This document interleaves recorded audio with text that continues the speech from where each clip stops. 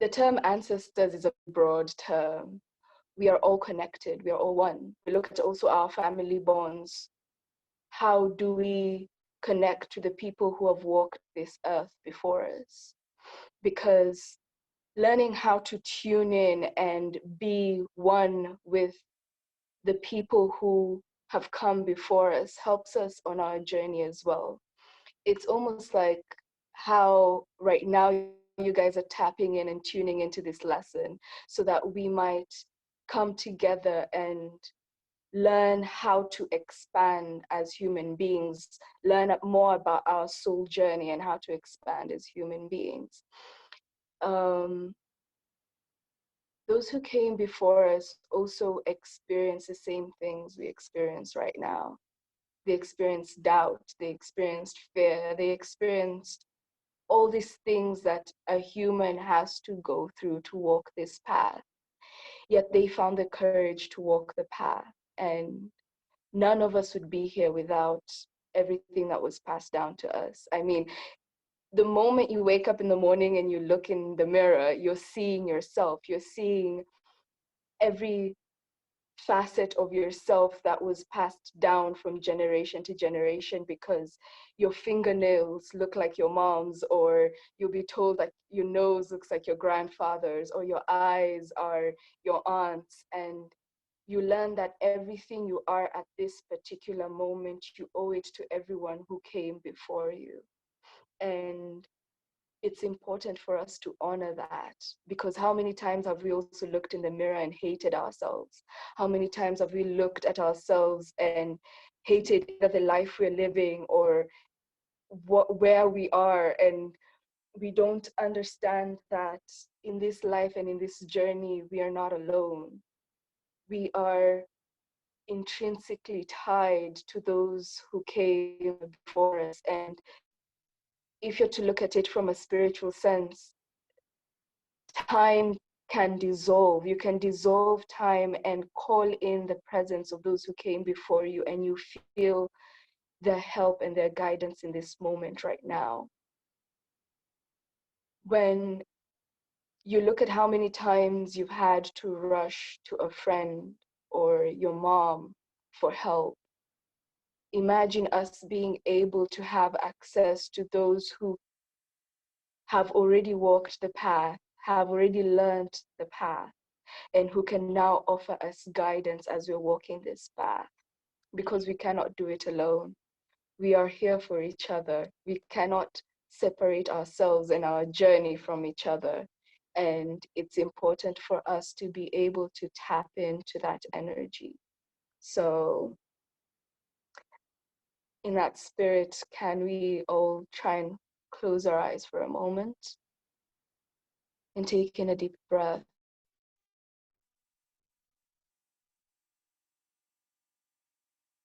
Honoring this life,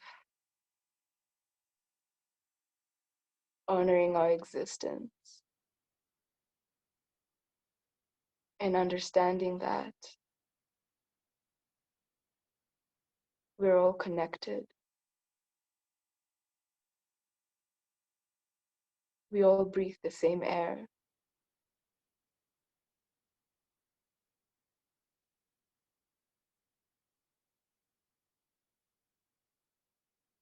We're all walking on the same earth, walking on a journey of self-discovery.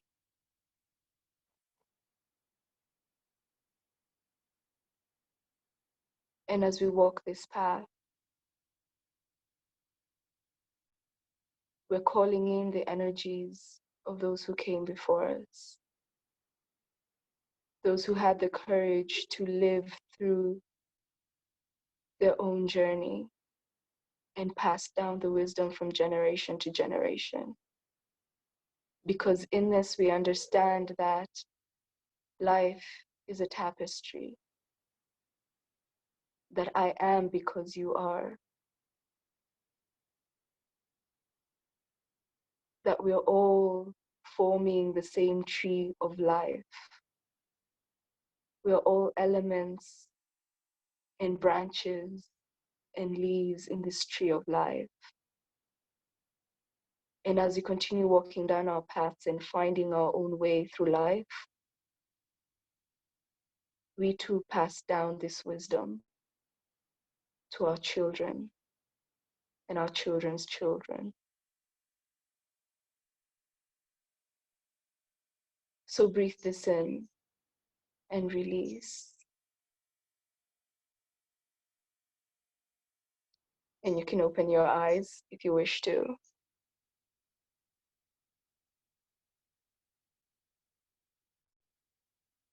So when we look at our own lives, we can almost equate it to a tree, just as I've mentioned before. When you look at a tree, what you see is what is above the ground. And below the ground, that's where the support is, that's where the roots are. And us connecting to our ancestors is likened to connecting to our roots. Seeking that deeper connection to life, seeking that deeper connection with everything around us. And in connecting to our roots, we're also seeking to connect to the healing and the wisdom that is within that unknown realm. Because in this existence, yes, we're here to walk the path of light, but we also understand that we are walking a path in the dark. We do not see our future. We do not see what the next moment holds, but we learn to hold trust. And in understanding how deep our roots go, we are able to connect to the wisdom that is within that, because it's in the roots that the structure of life is formed. We are able to hold steady and hold fast, even though we are working with darkness, so that we might be able to bring forth our light into the world. And our ancestry isn't just connected to the people in our family, not just to our fathers, our mothers, our grandmothers, and our grandfathers, to the people who have walked this earth before.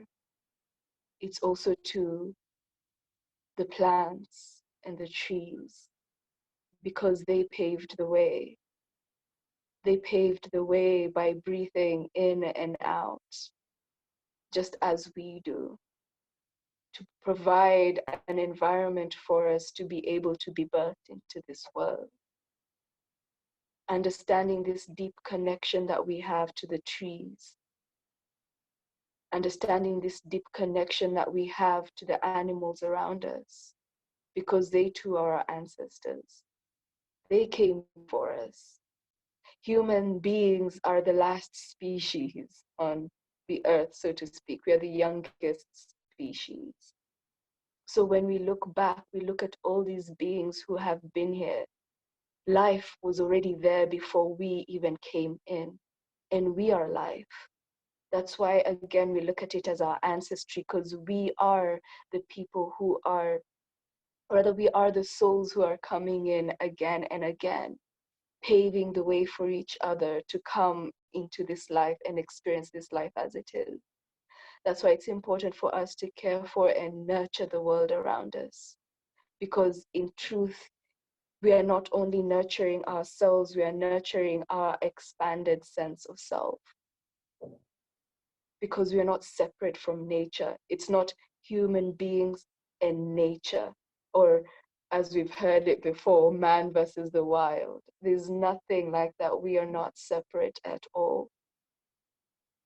We are a part of nature, an intrinsic part of her, just a piece of her. You can imagine as if a tree was growing and a new branch just came out.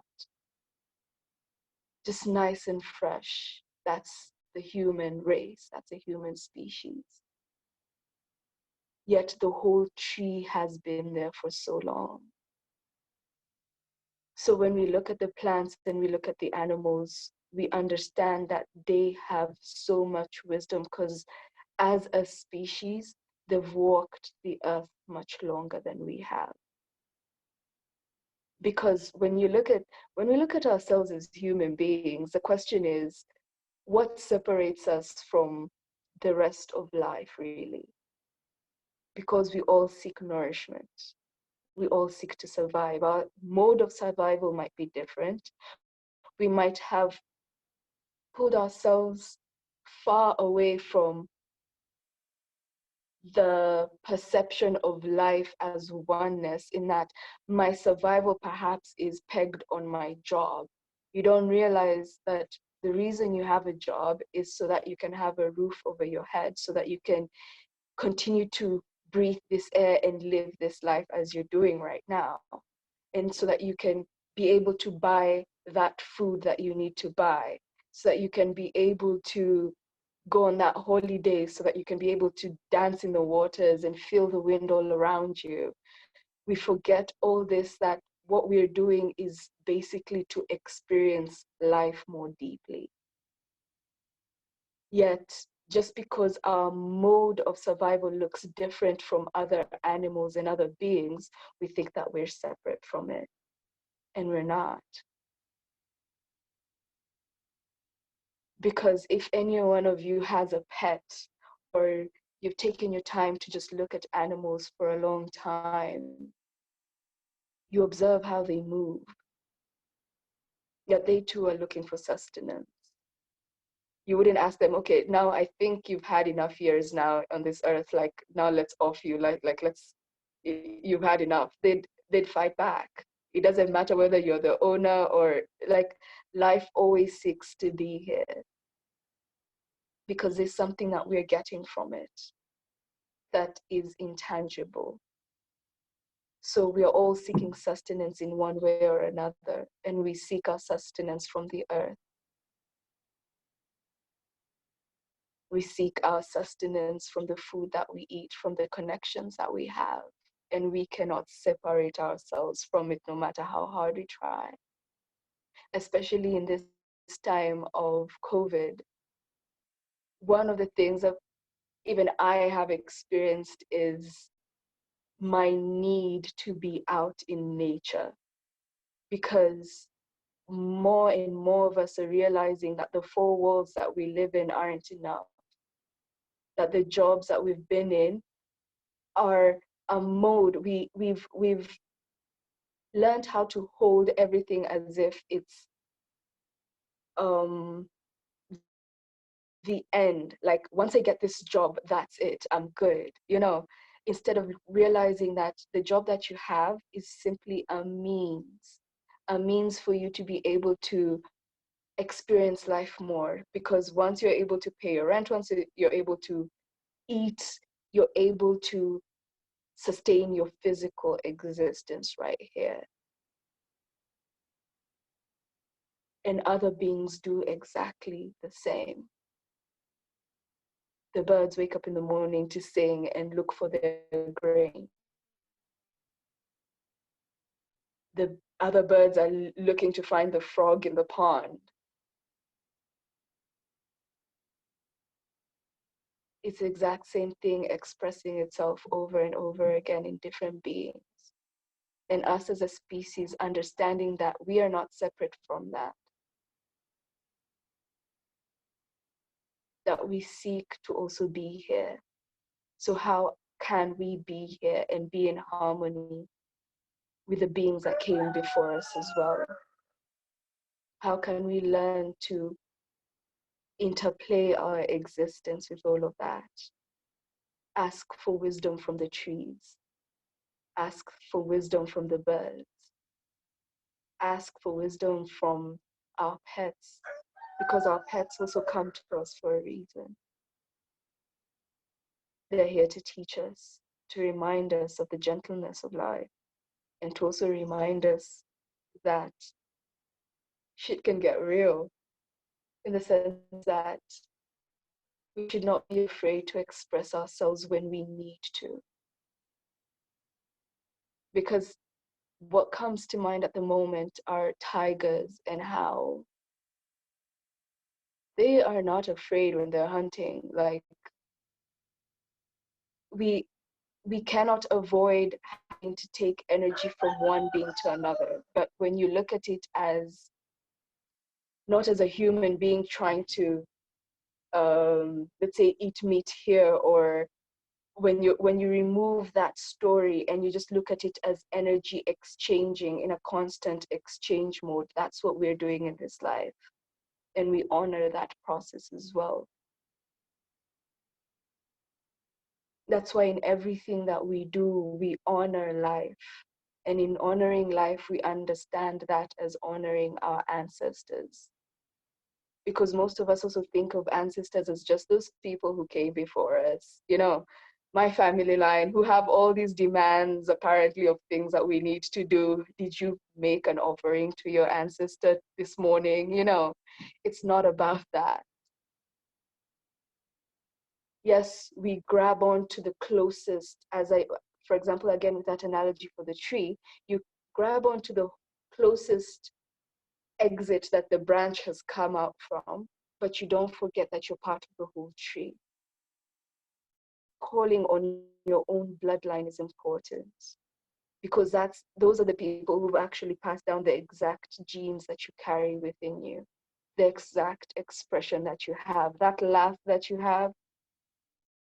Probably your mom looks at it and goes like, I see that smile, that's my mom. Or I see your eyes, I see your dad. And in that, we remember each other. We remember each other, and we honor the life that came before us, and we honor our own lives. We honor the beauty of the path that we're walking. It may be hard at times, no doubt, but we still learn how to hold it in reverence and love it and honor it and see the beauty that is hidden within it.